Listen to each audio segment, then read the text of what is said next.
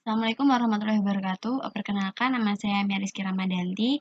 Di sini saya akan mempresentasikan tugas kedua dari sistem manajemen basis data, yaitu mengenai konsep database relasional.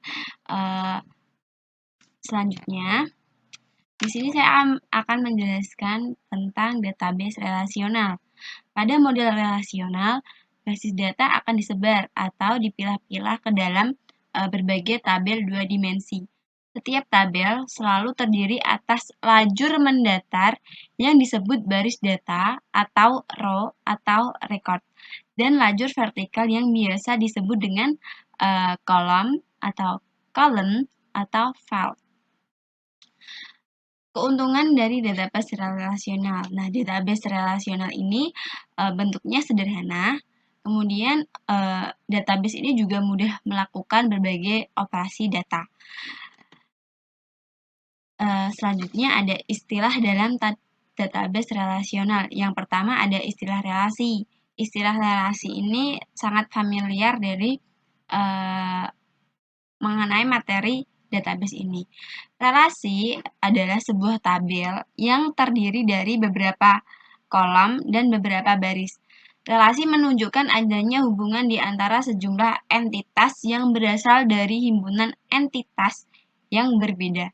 Entitas ini merupakan individu yang mewakili suatu yang nyata dan dapat dibedakan dengan yang lainnya. Yang kedua ada atribut. Atribut atau kolom pada sebuah relasi. Setiap entitas pasti memiliki atribut yang mendeskripsikan karakter dari entitas tersebut. Penentuan atau pemilihan atribut-atribut yang relevan bagi entitas merupakan hal penting dalam pembentukan model data. Ketiga ada tuple atau record. Tuple di sini adalah baris pada sebuah relasi atau kumpulan elemen-elemen yang saling berkaitan menginformasikan tentang suatu entitas secara lengkap. Satu record mewakili satu data atau informasi tentang seorang. Misalnya ada NPM, nama mahasiswa, alamat, kota, dan lain-lain. Yang keempat ada domain. Domain adalah kumpulan nilai yang valid untuk satu atau lebih atribut. Yang kelima ada derajat atau degree yang disebut juga jumlah atribut dalam sebuah relasi. Yang keenam ada cardinality, yaitu jumlah tupel dalam sebuah relasi. Nah, di sini ada contoh dari suatu database. Nah, NPM atau NIM, nama, alamat ini termasuk atribut dari tabel mahasiswa. Kemudian, nah, yang ini mahasiswa ini sampai dengan nomor ini tuh merupakan relasi. Selanjutnya di sini ada baris, kemudian domain di sini mengaitkan dengan NPM, nama, alamat. Ini disebut domain juga atau derajat degree. Kemudian ada relation key. Yang pertama ada super key. Super key sendiri adalah satu atribut atau kumpulan atribut yang secara unik mengidentifikasi sebuah tuple dalam relasi. Yang kedua ada candidate key, yang disebut juga suatu atribut atau satu set minimal atribut yang mengidentifikasikan secara unik suatu kejadian spesifik dan dari entitas. Atribut di dalam relasi biasanya mempunyai nilai unik. Yang ketiga ada primary key, merupakan suatu atribut atau satu set minimal atribut yang tidak hanya mengidentifikasikan secara unik suatu kejadian spesifik, tapi juga dapat mewakili setiap kejadian dari suatu entitas. Candidate key yang dipilih untuk mengidentifikasikan tuple secara unik dalam relasi. Setiap kunci candidate key punya peluang menjadi primary key, tetapi sebaiknya dipilih satu yang dapat mewakili secara menyeluruh terhadap entitas yang ada. Kemudian ada alternate key, yang merupakan candidate key yang tidak dipakai atau tidak dipilih sebagai primary key. Yang kelima ada foreign key atau kunci tamu. Atribut ini dengan domain yang sama yang menjadi kunci utama pada sebuah relasi, tetapi pada relasi lain atribut tersebut hanya sebagai atribut biasa. Kunci tamu ini ditempatkan pada entitas anak dan sama dengan primary key induk direlasikan. Ini adalah contoh dari primary key, alternate key, candidate key. Kemudian relational integrity rules. Yang pertama ada null. Null adalah nilai suatu atribut yang tidak diketahui dan tidak cocok untuk baris atau tuple tersebut. Nilai konstanta atau null digunakan untuk menyatakan atau mengisi atribut-atribut yang nilainya memang belum siap atau tidak ada. Yang kedua ada entity integrity, yaitu tidak ada suatu komponen primary key yang bernilai null. Yang ketiga ada referential integrity.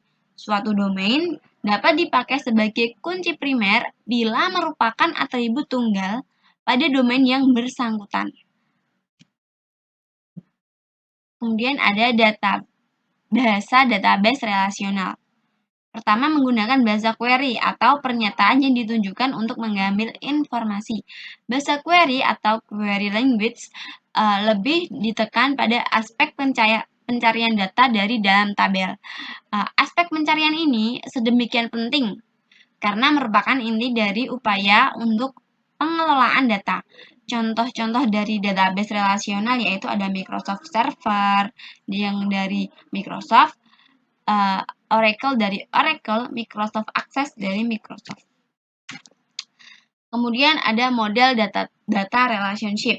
Model data atau kumpulan perangkat konseptual untuk menggambarkan data, hubungan data, sematik atau makna data, dan batasan data. Model berhubungan entitas atau entity relationship models merupakan model data yang paling populer digunakan dalam perancangan basis data. Di sini kemudian ada entity relationship model atau ER model.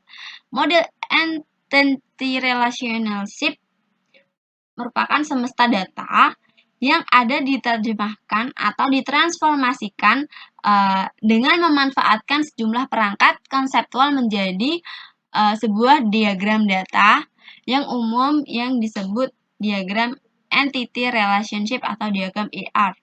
Kemudian komponen utama pembentuk model ini yaitu ada entitas atau entity, kemudian ada relations atau relasi. Entitas atau entity dan himpunan entitas atau entitas.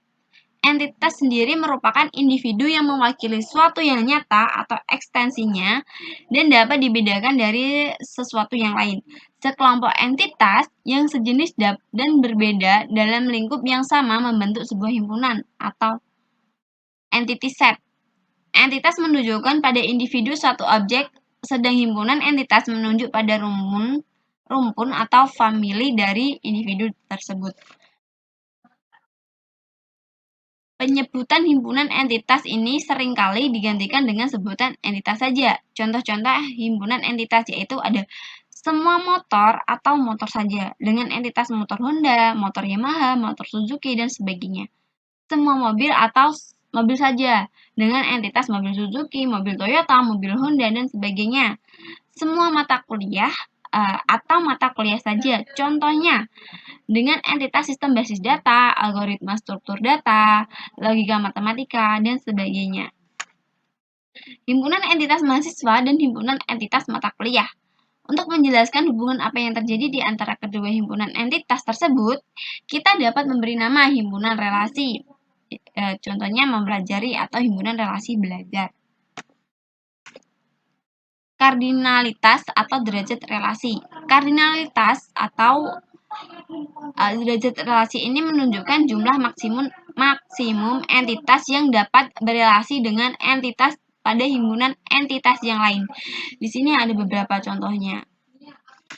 Diagram Entity Relationship atau diagram IR. Di sini ada beberapa diagram IR dan keterangannya.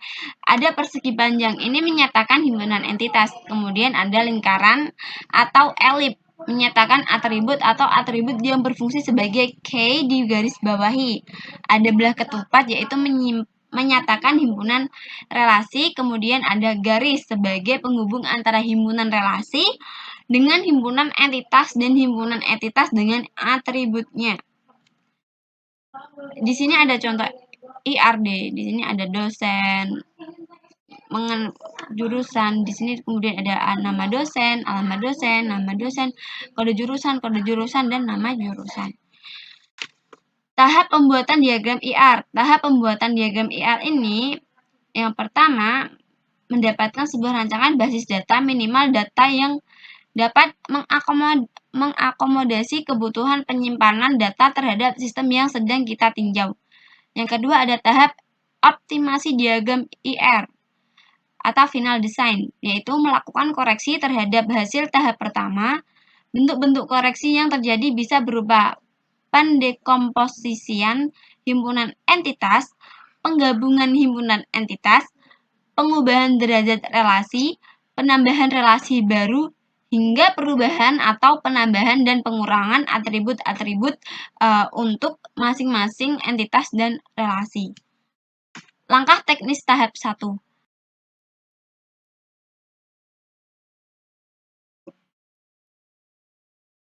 Kemudian ada langkah tahap 1.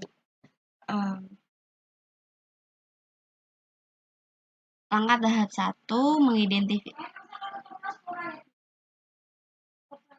Langkah tahap 1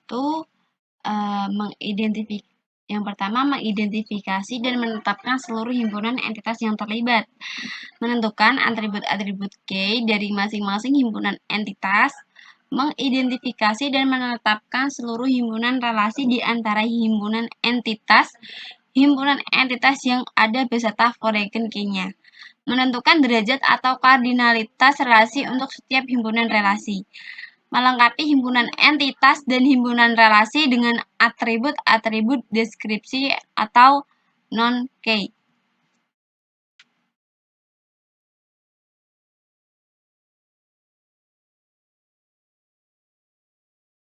Kemudian ada derajat minimum relasi.